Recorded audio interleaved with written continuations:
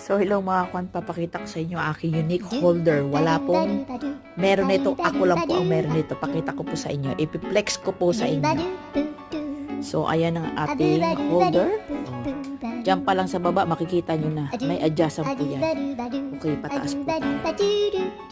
Okay, huwag po tayo na-excite.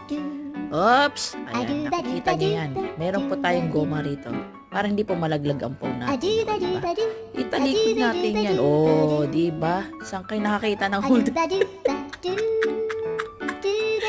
Oh, matibay na matibay yan. Di malalaglag. At meron na naman tayong adjustan. At naaangat po yan. Oh, wait lang. Hop, hop. Huwag mo kong papahiyain. Oh, oh, maabot po yan hanggang rooftop po. Mataas po yan. Oh.